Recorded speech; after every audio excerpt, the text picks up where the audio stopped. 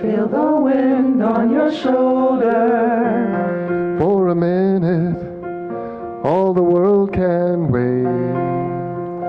Let go of your yesterday. Can you hear it calling? Can you feel it in your soul? Can you trust its longing and take control? Fly, open up the part of you that wants to hide away.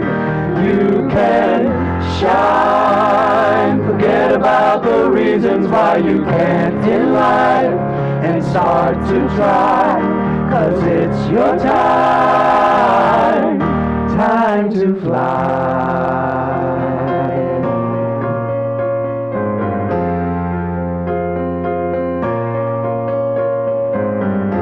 All your worries, leave them somewhere else. Find a dream you can follow. Reach for something when there's nothing left. And the world's feeling hollow. Can you hear it calling? Can you feel it in your soul? Can you trust its longing and take control? Fly, open up the part of you that wants to hide away.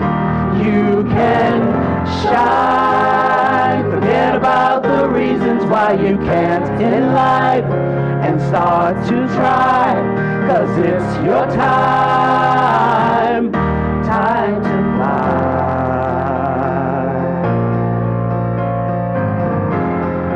This is your life. Don't waste this precious moment. Don't give your power over to a mind that's out of focus. The truth is in you. Now hear your wisdom hailing, aware of your true self, and not your human failings. In a moment, everything can change. Feel the wind on your shoulder. For a minute, all the world can wait. Let go of Yesterday, fly, open up the part of you that wants to hide away. You can shine, forget about the reasons why you can't in life, and start to try, 'cause fly, open up the part of you that wants to hide away. You can shine, forget about the reasons why you can't in life, and start to try. Fly, open up the part of you that wants to hide away. You can shine, forget about the reasons why you can't in life, and start to try, 'cause it's your time, time to fly, time to fly, time to fly. In a moment, everything can change.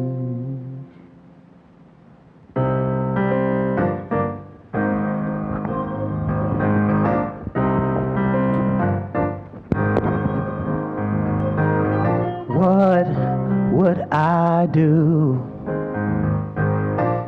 if I could suddenly feel and know once again that what I feel is real? I would cry, I would smile, I would lay back for a while. Tell me what would I do if I could feel?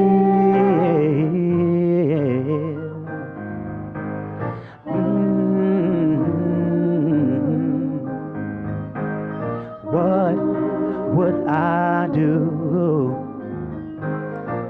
if I I could clearly see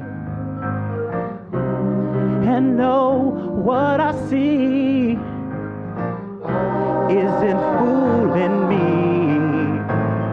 And maybe after a while we might make each other smile, and we notice how we could grin if we trusted once again.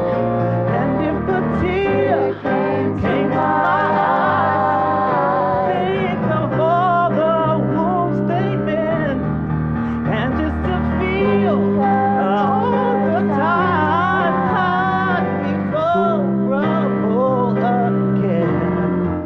Tell me what would I do if I could feel?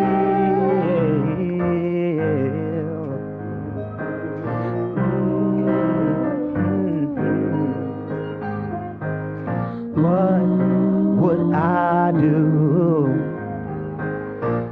if I could look inside of me and know how it feels to say I like what I see? Then I'd be glad, so glad to share all that I have inside of here. And the songs my heart might bring, you'd be more than glad to sing. And if a tear came to my eyes, think of all the wounds they bear, and just to think of all the times I'd be vulnerable again. Tell me what would I do? Tell me what would I do? Tell me what would I do if I could feel? If I could feel, if I could feel, If I could really, really feel if I could feel, and take your suffering as my own, if I could feel, giving you all of my joy. If I In your could darkest hour, I'll be near. If I could If I could really, really feel, if I could feel, if I could really, really feel, If I could take your suffering as my own. If I Your could darkest, darkest. If I could I feel, could feel, if I could feel, if I could feel, if I could feel, if I could feel. One of the hallmarks of Buddhism is being cool and calm and collected. And so we just kind of assimilate the teachings in a certain way that we just look like we got it, look like Buddhists. So there is a process by which we process our feelings, pleasant, unpleasant, and neutral. And we're on a self-exploration, understanding causality, seeing causality, and reckoning with, getting in line with causality. And in that process, we lose some of our emotionalism, our emotion or our energy in action. But most times, we just push it down inside of us. It hasn't been freed and released. We just like looked apart. And so my teacher would always say, stop faking. You know, we learn to fake it till we make it in this world. But in spiritual matters, there's no faking. And so we walk around spouting theories as if we know something. but we have not really penetrated to the truth of it. And then we encounter these times of extreme uh, uh, experience of the vicissitudes of life, and we utterly lose our stuff. We don't know what to do.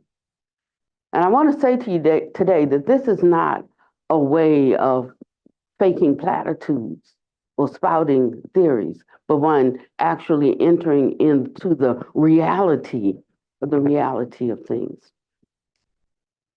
And to do that, you have to really, really, really look. And you have to apply a contemplative kind of lens so that one can have some illumination. But when that comes, then it's genuine. It's a real thing.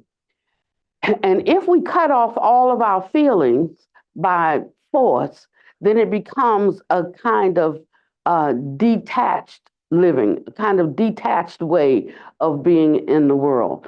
And it's a way that dismisses others, a way that it's just fake, it's false, and it's phony. And so sometimes we have to go back a little bit because we vectored off, on the road, and we have to go back and pick up the true path. And we don't have to be afraid of it. Like, oh, I know that already. Oh, I already know that. I know that. That becomes our mind speak. We think we know something, but yet we're dealing inwardly, and we're struggling inwardly with all of the same worldly views and conditions as ordinary people. He calls them ordinary, untaught, run-of-the-mill people. And so our lives should be different. I don't feel well today. I mean, I know it's obvious in my eyes, but just give me 5 more minutes of Dharma and you will see all of that clear up, because it has to do with what kind of a state you are in. And there is this ordinary state, and we, being ordinary beings, we roll around and we live in that state. But the thing is that when you take up the Dharma and the Dharma becomes supreme in your consciousness, it subdues that ordinary state and one enters into a different state. And in that state, there's a certain kind of energy. There's a certain kind of dunamis or power there that prevails, that overrules our ordinary appearances, the way we see things, the way we hear things, the way we understand things, the way we walk out things. And that's the power that cannot be faked. That's the power that we cannot put on a face for. It's either there or it's not there. And so that's how we can know who's real and who's not real. And you can go into some Dharma halls and you can't tell because they all fake, so you can't really tell. But if you go into a place where there is true Dharma going on, it's not because you can't fool the people, it's that you can't fool the Dharma, And so there is a kind of luminosity, a kind of brightness, a kind of clarity that is there. And everybody knows your business. Everybody knows what is what. So don't waste your time trying to fake. Don't waste your time trying to be something for somebody. Don't waste your time. Just don't waste your time on it. It takes all of our time for us to awaken to our own intrinsic nature, to our own Buddha nature. But as we devote the time to that, you will see that there is a process that allows us, that opens us up, and we can be with our issues. We can soften and soothe and succor and comfort people, and not having to deal directly with them, but by dealing with our own vicissitudes.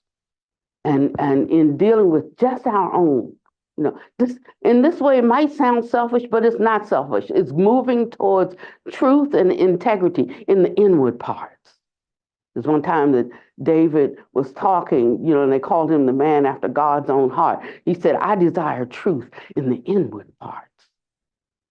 And when one is reaching for that, and one is moving towards that, there is it goes twofold. So the inner processes are taken care of, and there is room to spare to help succor the suffering of other people. And you don't have to try to help them with their suffering. You don't have to try to do anything for them. But just by being who you are, all the needs are met in your presence when you're tapped in to the Dharma consciousness instead of our ordinary mind.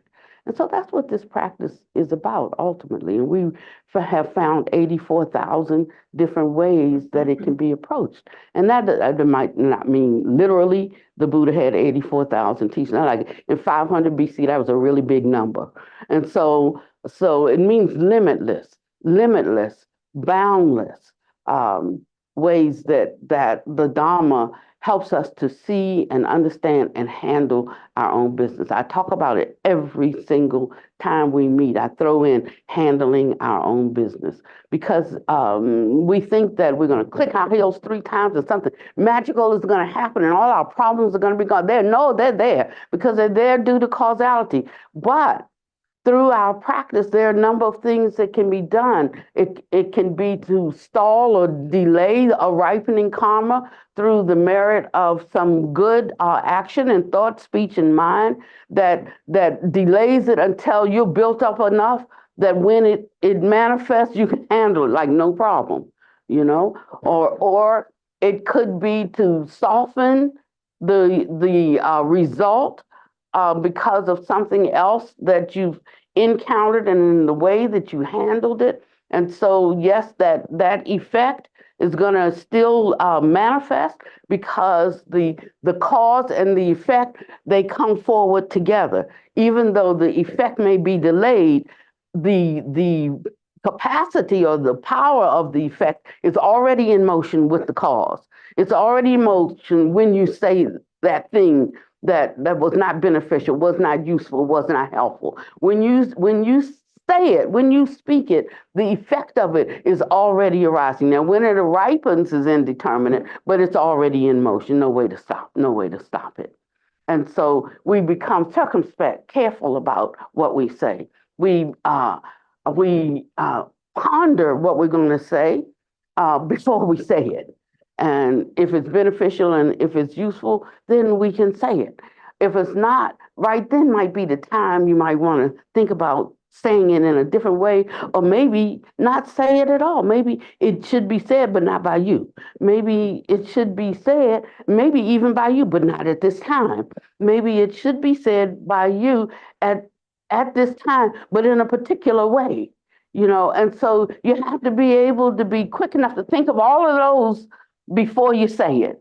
So if we did that, we'd speak a lot less. If we did that, we would we'd be more careful in what we said and how we said it and when we said it and why we said it and to who we said it. And so this is our training. It's not about reading and getting so much knowledge that we can Paul Parrot back, but how we govern our conduct every moment of the day. I was talking to Joe this morning on his way bringing me over, and I was saying, Joe, when my life was full of troubles, it seemed like a long life. It was like just a day was so long. I said, but now the last 20 years went like zip, because I wasn't having all of the issues in my mind about the vicissitudes of life. I mean, they're the vicissitudes. If they weren't, I wouldn't be here. We talk about, heaven coming down to earth, but heaven is heaven and earth is earth. And neither are tangible. This seems very tangible now, but I tell you, you get into a certain state and you're in the heavenly abodes, that is more real than here. It's so real that when you come back here, this is like a dream. And so we have to be careful of how we think, be careful of how we speak, and be careful of how we act. So this is changing our state of being. It's not something we just think about in our head. But it's only, we impact the atmosphere, and it's only by refining the atmosphere around us, by being able to absorb life consciously, does our state change. So this idea of refining the atmosphere around us should be in the forefront of our mind. We're very conscious about worldly matters. We're extremely cautious and conscious. We give a lot of attention to it. We give our whole selves to the things that we have to do. Our performance on our job. Sue, who was with us last week in preliminary practice retreat, she said, "I'm coming because I am one way on my job, and I feel differently within, just within myself and within my heart." Sort of a perfectionist, she has sort of a perfectionist attitude. Everything's got to be done just right, and everybody's got to do their job just as it should be done, so that the outcome is just as it should be.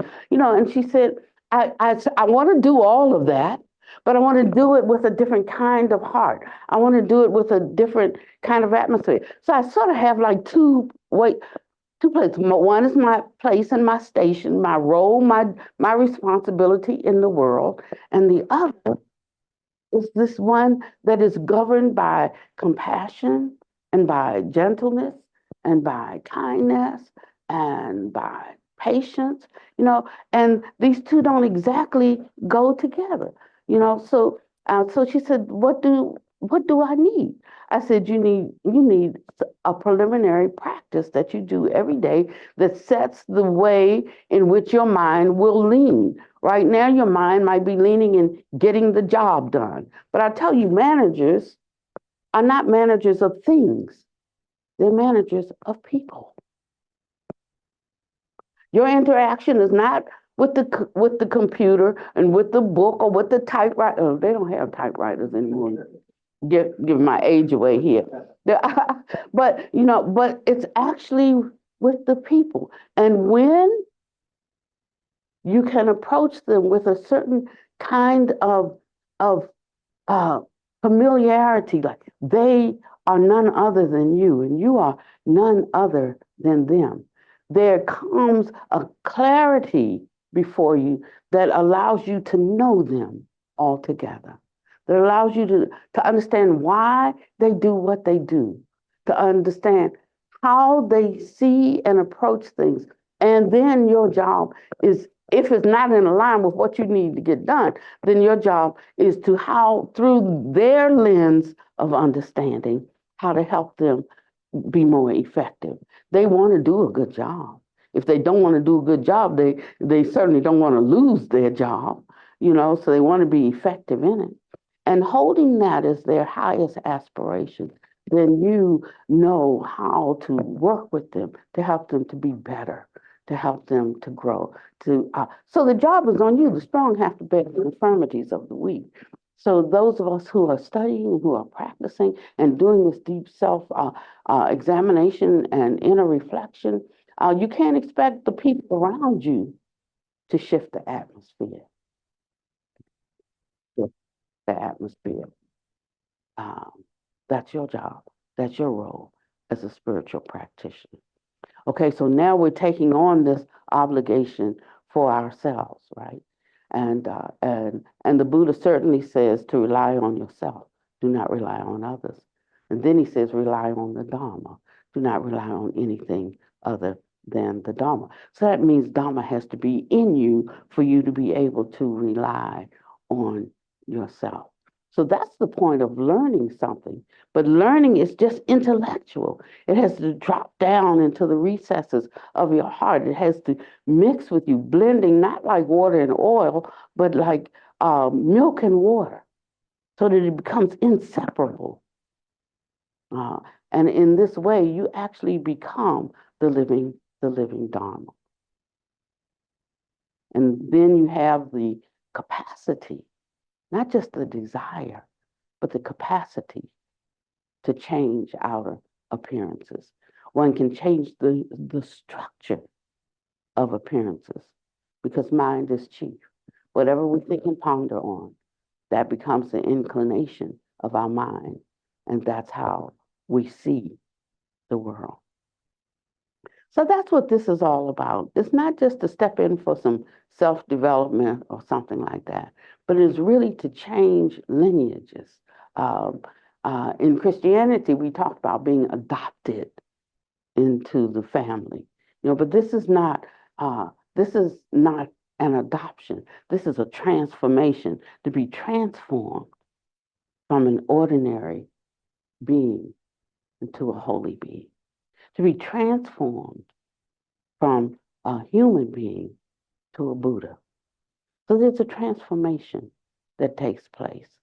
And this is a gradual kind of shift and a gradual kind of change, because we're made up of mind stuff. So as your mind begins to change, then your attitude and focus towards things will change. Your capacity to shift the awarenesses of others will change. And the ways that you tell the world will begin to shift, and they will begin to diminish. Sometimes the things that you didn't want to do, you find that they're easy to do now. And things that you wanted to do, you find that like it's just not necessary. Just don't, they would say, Pannavati, how could you just give up everything? How could you give up that good life you had, that hot husband you had? How could you give up all of this for this kind of life, this renunciate life? But they were only looking from the outside, you see, because on the inside, I didn't give up anything. I didn't give up anything. It's just that these things begin to fade, the brightness of it began to dim.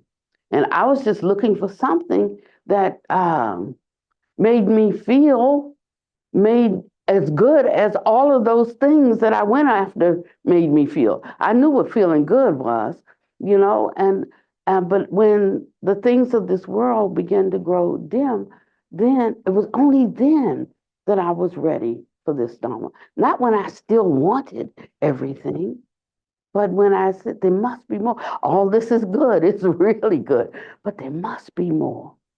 Just because there was still some kind of longing that I had. And when you're fervent like that, I know a lot of you are fervent about life like that. There is something that you love in your job, you're loving your entrepreneurship, you're loving your wife and loving your husband, you're ecstatic about your children and your grandchildren. But I tell you of a truth, because of the temporary nature of this plane, there will come a time when that's not going to be enough for you. And so you better find the road to get on, so that when that time comes, your mind will go, oh, there was a place. There was something that I heard, and now that thing, and maybe that's the way. And one will begin to look. But you don't have to wait until then. You can begin now. This whole talk about consciousness, and what it is, and scientists are trying to figure out where it is in the brain. But when you get into this practice and actually start to practice, you will discover that it's neither inside of us, it's not outside of us. There is no place that consciousness lands. And we force landings on it through our attachments. Our attachments cause us to land on something particular, and then we grasp around it, and then we're caught in the chain of grasping and craving and clinging and wants and likes and needs, and suddenly we find ourselves all caught up and perturbed, and there's a great confusion, and we don't know how to get ourselves out of it.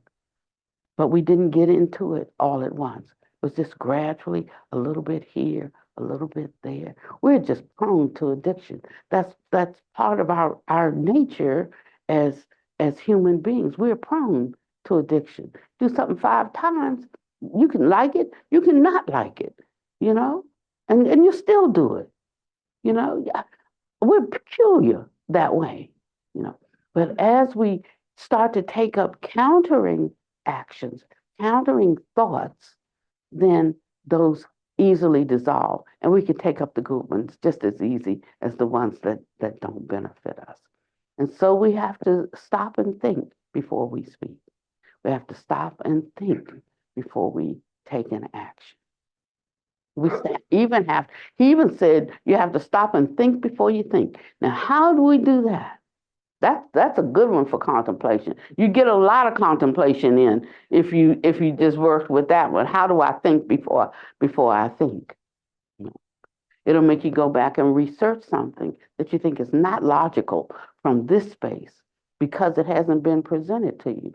But because we have the Buddha nature in us, when something is presented, if we don't rebuff it because it doesn't go with how we're currently thinking, if we don't toss it out because that's not the way I was raised or that wasn't what I was interested in, if we could just hold the fact that it might be so instead of, just immediately rejecting and tossing it out, we could hear the truth in it. And just that quickly, our minds can shift. Our minds can take, because it reverberates with something already resident. I'm pointing like to my being, but this is not like, this is more like the laboratory by which this begins to open up, and one can then just begin to see the logic, first of all, to satisfy the mind, to see the logic in something, and it begins to uproot the false logic that we have taken up based on what we see, or based on what we hear, or based on what we taste or touch or smell or think. And so this is our great hope, that every day something new is coming my way. Most of us are cranky and there's another word I want. I can't think of it. I'll use cranky, but that's not the best word. Kachi's good, but grouchy, cantankerous. That's the word I want. Most of us are cantankerous because we're so bored with what we already know. We're bored with it, and like nothing new comes into our lives day after day after day. So we're just stuck with ourselves and what we know. And it takes away some of the joy of life. Then we just start going through the motions. We're just going through the motions. But if one knew that every day, today I'm gonna learn something. Today I'm gonna penetrate the truth of something a little bit deeper. And to do that, we have to hear. We have to be willing to hear, to listen to what someone else has to say. And then not just be putting up our argument as we're hearing it, or working on our comeback if we hear it, but just listening to hear how it might adjust, might alter, might transform just a little bit of the way that I understand something and brighten my day.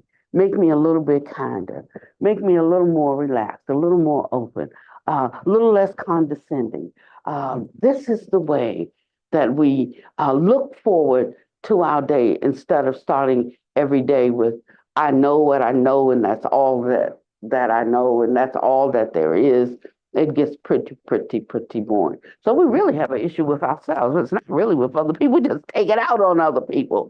We really have an issue with ourselves. And so this is a way that we learn how to penetrate, into our own consciousness, and see that which is false and that which is true, because they're both there simultaneously. And then we take, there's some choice involved in this, some will. A lot of us, our basic problem is that we're just not willing. There's a kind of stubbornness that sets in, a kind of isolation, a kind of individualism that sets in. And then we find ourselves stuck in that. So what a great opportunity for us as the Sangha to be able to be there, to be available for the one who's self-indulged, for the one who is stuck, to show them another way that they can be. oh, that's too hard. They need to work on their own stuff. That's what we say.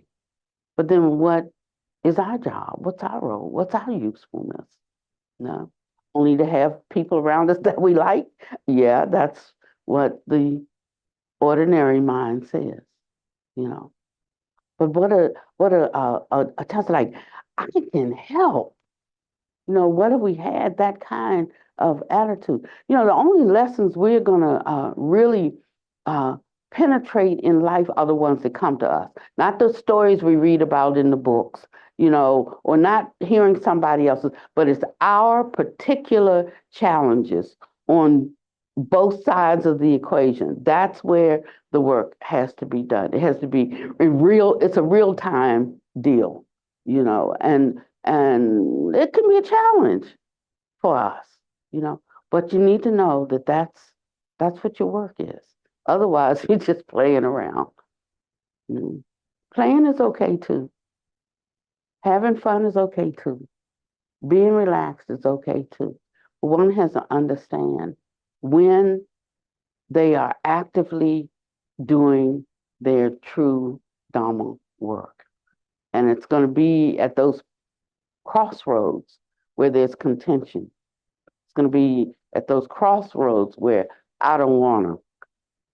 Now, on the other hand, you have to balance it with, if you're not strong enough, you know, if you can't run with the big dogs, what's the answer? Stay on the porch, right? If you can't run with the big dogs, stay on the porch. And if there's not truly this kind of cultivated heart, then one is not ready to undertake that work. So with roles, with positions, with responsibilities within the Sangha, you know, one has to not just have an aspiration to hold the role, but they have to hold everything else that comes with it. You know, when you make a commitment to others and you join with others, you might not like everything you see. If you pick up some capacities that you can know certain things or hear certain things, it would have been better to not hear it if you can't handle what you hear, you know, and whether that's coming audibly this way or whether it's coming through one of the non sixth sense gates, you know, because we have other faculties. They're just not awake and activated right now. And so you have to be careful what you ask for. And then you have to go through the training to endure hardships when you do take it up. It's not that because I've got this firm determination now, I can handle anything. I remember when back in my early karate days, and June Reed had just come on the set, and he had a little boy. His little boy used to get beat up all the time. So, but he was a great master, you know. And so what he did was he invented almost like boxing gloves that, you know, like that boxes where they're made different. They were more like foam, and they put like 2 inches, you know, between you and a person, so that and then he not only had that, then he had headgear, then he had foot gear, then he had knee gear. I'm like, well, just don't do this. Go do something else, you know. And so he had all of this gear, and then because of his prestige and station, that became, you know, part of, you know, participating in tournaments and so forth, that you had to wear all this gear. Well, I came from a ghetto school, so at our school, it was like we were really fighting. We were really throwing down. It wasn't like pretend karate. It was like we're really throwing down. And so our practice was like, but you had to avoid contact or you'd get eliminated. So part of the skill came in having being really, really good at your sport, but you had to stop an inch before before making contact, you know. And so it threw the whole country into turmoil because people like us, like we were scrapping in the street for real. And we had to learn to win. So we either wanted to win the trophy, And if we did, we stopped at 1 inch. So we had to learn how to get really good, how to read really good, how to get really good, to always be within 1 inch to get the point. 2 inches, you don't get the point. 1 inch to get the point, but yet not make contact. That was the skill, And so he turned that all upside, because now we were constantly getting eliminated, thrown out, because now there was 2 inches of foam and you had to go 1 inch, and it was hard for us to compete. But this is like that. You have to know how to get into the right space, but with the right amount of power and focus, and you couldn't be more than 1 inch off, or you missed it. And it's this kind of excellence that we enter into. And this is where consciousness comes in. So the things that we do, like when we're trying to get that man, when we're trying to get that woman, when we're trying to get that promotion, when we're trying to get that product, when we're trying, you can just go to anything in this world that we like, and we can put forth so much effort into it. When we get to our Dharma, we just all limp and blasé, and it's all empty anyway, and all that kind of talk, So the fervent, the effectual quality of the Dharma does not come forward. It's like a perfume, buying a fragrant perfume, when you open the bottle and it's lost all of its fragrance. It becomes impotent and it becomes useless. And so we start talking about words now. We start talking about consciousness and what is it? There's the mind-only school or consciousness-only school. There's the Madhyamaka, and it's part consciousness and it's part real. And there's the, and then we go into all these kinds of words. And so Buddha Master tries to bring us back. So let's go in reverse a little bit, and let's start over from a different point. Let's go back and catch up some of the things. Let's go back and start being real. Let's go back. A feeling is a feeling. He didn't say don't have feelings. He just recognize a feeling as a feeling, and that it is impermanent. It comes up, it abides for a while, and it goes away. And when I understand that, I won't pretend I'm not angry when I'm angry. I won't pretend. I will watch it arise. As I get a little better, I will not have to act on it, but I can recognize that it's there and it's present, and that I don't have to act on it, because I have cultivated and developed myself to be able to do something different in that moment. Sometimes when something upsets us, the screeching is so loud in our ears that we can't even think, and so we just go and we like have to shake it off by doing something, but when one gets to the place that one can see that anger is arising, I'm not denying it.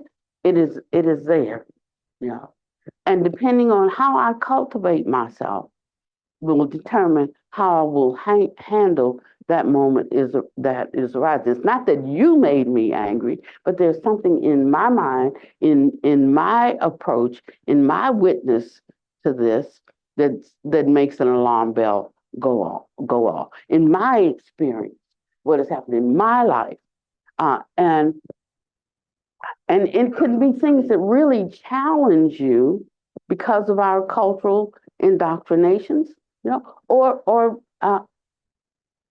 and we have to be able to recognize and work with others. I remember that when I was 13 years old, my daddy was the apple of my eye, and mostly because I had mama issues, so dad was like the opposite of mama. Anything I wanted, I could go to him for, and I loved him so much, When I was 13, I'd run in, and I'd jump in his lap and I'd sit on his lap and I thought nothing of it. Nowadays, I don't want to see a 13-year-old sit on their father's lap, because so many things have come out about abuses. But if I thought back to when I was 13 and the relationship me and my father had, and that there was nothing sexual in it, sitting on his lap, I can't automatically impute things are so bad and men are so nasty now and Pornography is so great that every time I see something, I judge it with that external view. You see, that's what I'm saying.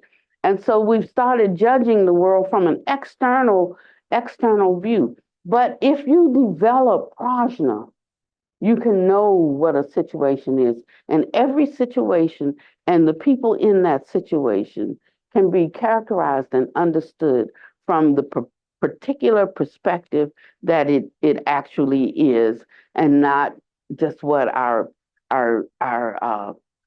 mind or our worldview out there says it is. And so we have to be careful. That's what happened with the Me Too movement. You know, suddenly everything and everybody was seen in the same light with the same level of intensity, off with their heads, and what could have been and continue to be a wonderful movement of upliftment and acknowledgement of the rights of disenfranchised people did a crash and burn. And so prajna is the thing. And this prajna is not going to come through any external, ordinary means. And it's not going to be filtered through the mind. It's this mind consciousness that has to be filtered through the lens of prajna. And how do we get that prajna? It's through the practices that we undertake. That's why we have practices. But practicing is not playing in the game. You know, if I'm always in practice, but I never get called out first string, second string, third string, I never get in the game, then I'm just not in the game. You know, just because I attend practice doesn't mean that I am. And so if your Dharma doesn't go beyond Wednesday and Sunday, or beyond whatever you're reading in a book, it is tantamount to no Dharma at all. And so we take up practices that begin to shift the mind so that the mind begins to incline in a certain way. And we afford people more grace. We give them more space to make a mistake, space to heal. And we learn how much space is enough space. It's more, I can always take more, but can the person I'm walking beside take more? Sometimes I have to curtail something here for the sake of one here who's putting forth all of their heart and all of their effort. And this one is putting forth half of their heart, half of their effort. For me, I could bear it. For me, I could continue to work with them. But what about the other ones that are in my presence, or that I have a responsibility to protect? You see, it's not for me that I draw a hard line in the sand. If you draw a hard line in the sand for you, then one hasn't let go of self yet. And even if you do have to draw that hard line, because you recognize where you are in matters, then that's okay. But don't draw the line in the sand because of where they are. You're hearing me today?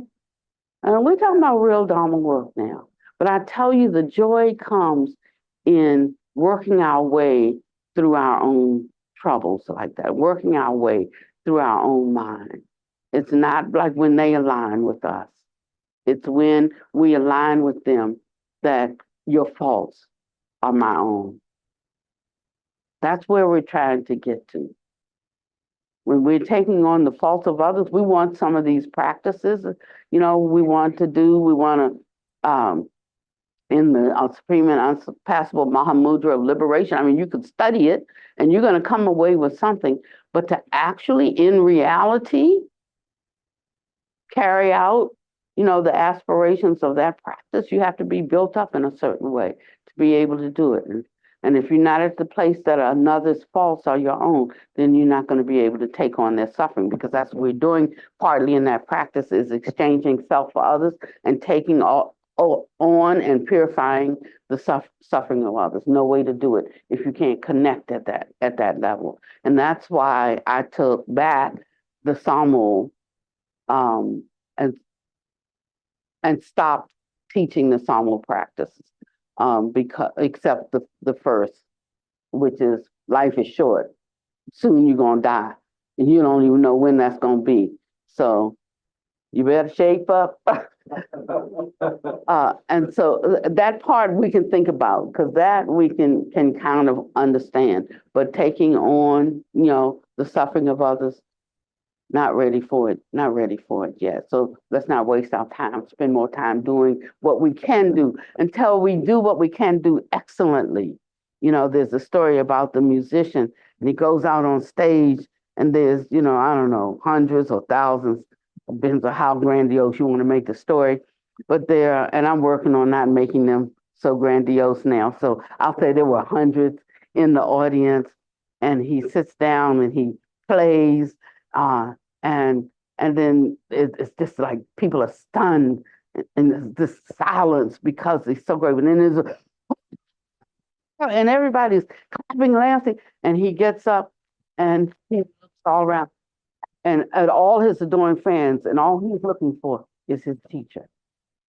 He's just looking for his teacher, because his teacher knows him all together. And when his teacher gives him the nod, then, And so sometimes we're playing to the adoring crowd or the fans. Piano sounds good if I can't play it.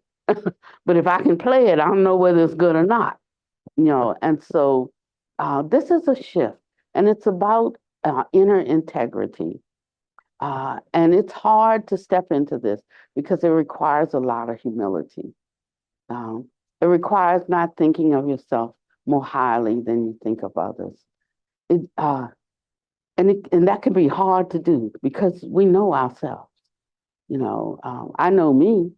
I know when Pannavati's rearing up versus whether there's an absence of person there and Dharma can be seen. I know the difference. So you have to know for yourself what is you, or what is this egoistic self rising up, or what's the pure Dharma flowing through you. And it does begin to change you.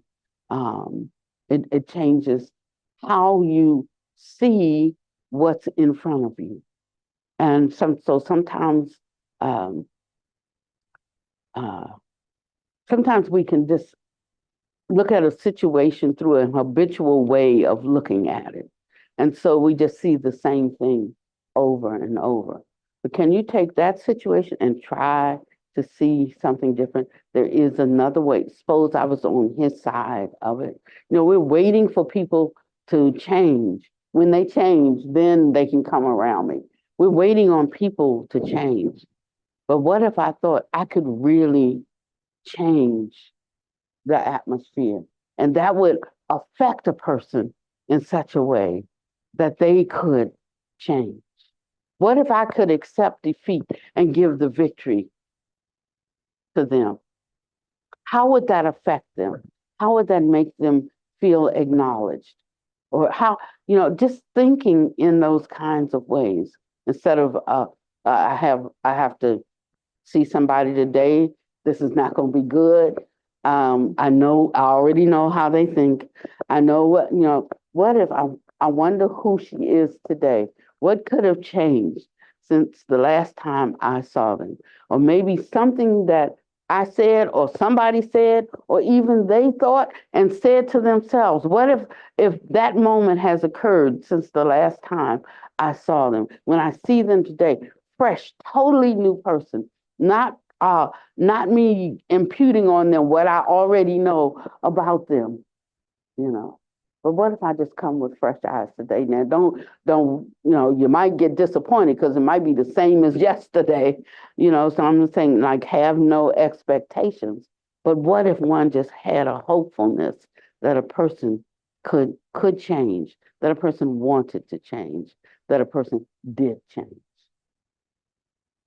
And so as we come in, that's how we shift an atmosphere. That's how we shift an atmosphere. And before we know it, we also are transformed. And those thoughts genuinely become our thoughts rather than our aspiration. They genuinely become our thoughts. and we start to have an inner contentment and inner happiness, regardless of what might be going on in the world. And there's an inner clarity and there's a sharpness, and then you just might hear something that your eyes didn't tell you, that your just your natural, ordinary auditory process, you didn't hear something, you didn't see something, you didn't, but from somewhere else, a faculty opened up for you, in you, for just a moment, and that you know something. And if we leave space for that to happen, it happens. It's not magic. It just happens as an ordinary course of laying down our own views about everything. So that attachment to views, that's our Waterloo. Our attachment to views. Second is our attachment to experiences. And we've had a lot of them that are not so good, and I've learned through experience, blah, blah, blah, blah, blah, And we can hold on to those two things, attachments to views and attachments to experiences, and we will completely miss what is possible to bring forth in the moment that is beautiful, beautiful. Just in saying the word beautiful.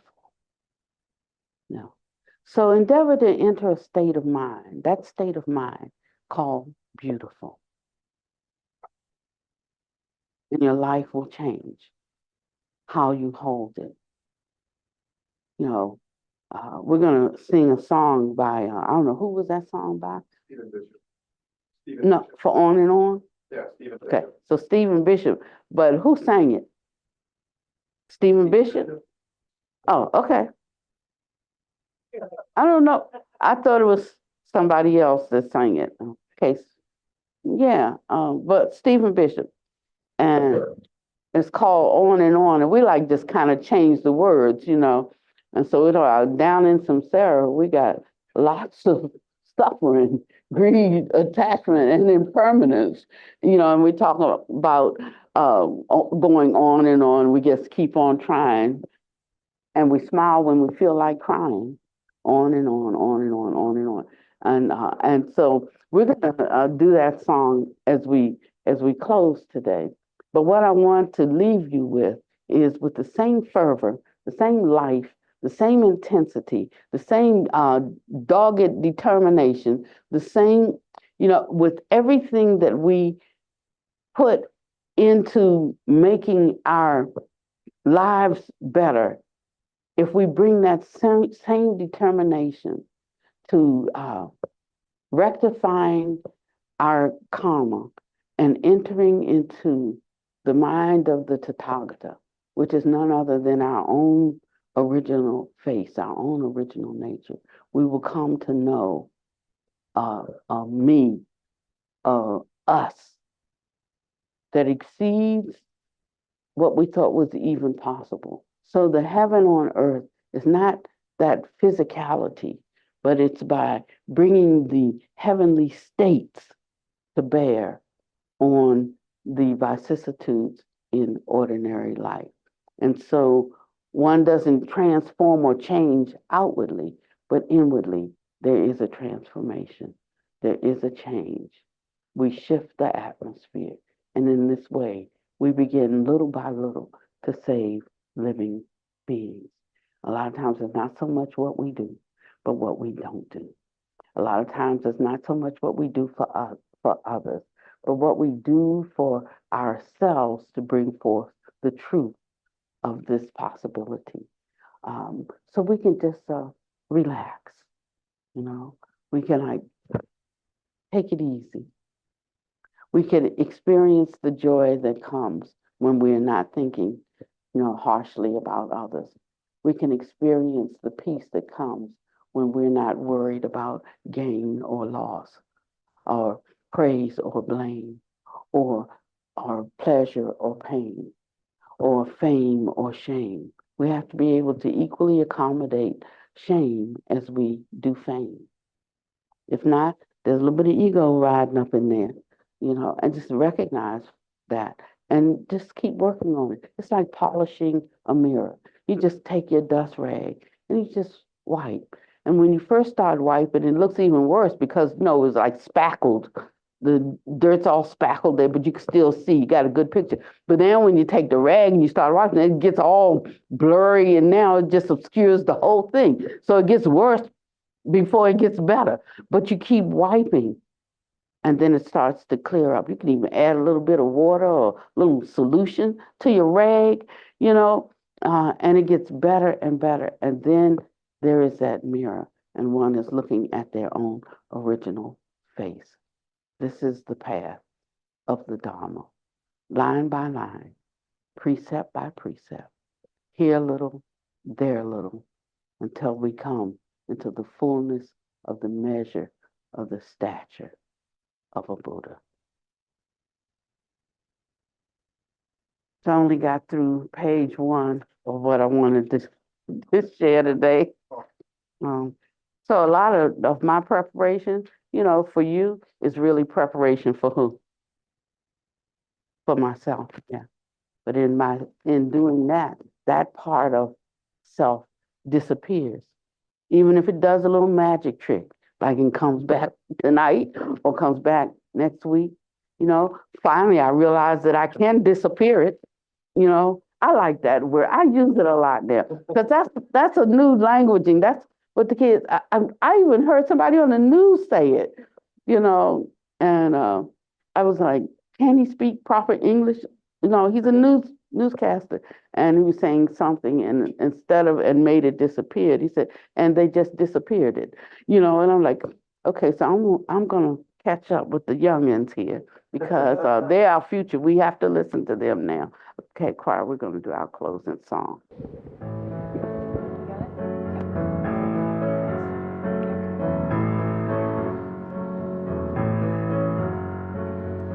Down in samsara we got lots of suffering, greed, attachment, anger, impermanence.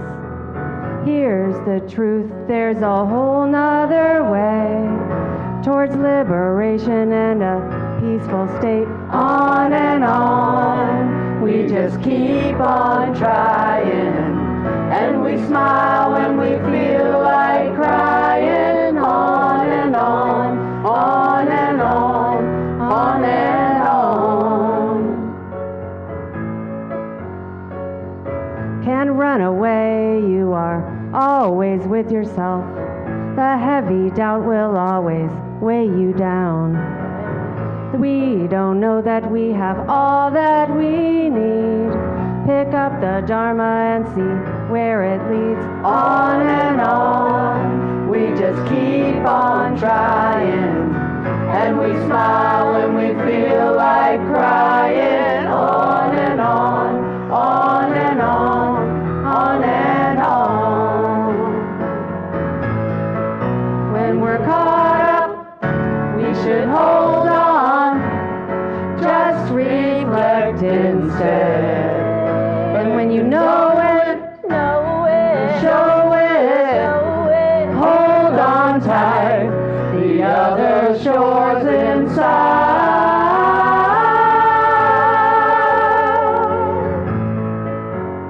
Got the sun on our shoulders and our toes in the sand. Life is good when the Dharma's in hand.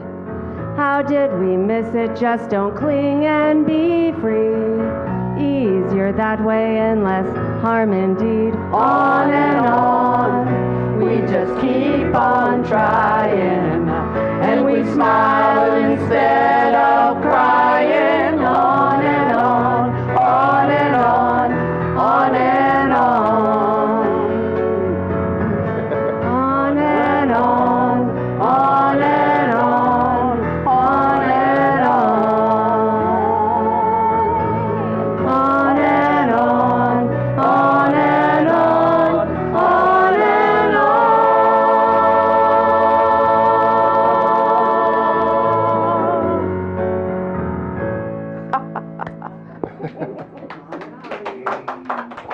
Make your week May the true benefit penetrate us deeply, individually and as a Sangha, so that as we continue to move on, we can smile at ourselves, we can love ourselves and each other equally, and even when the tears flow, may we still be grateful that the Dharma resides in each of us, and those tears eventually can turn to tears of joy, freedom, and liberation.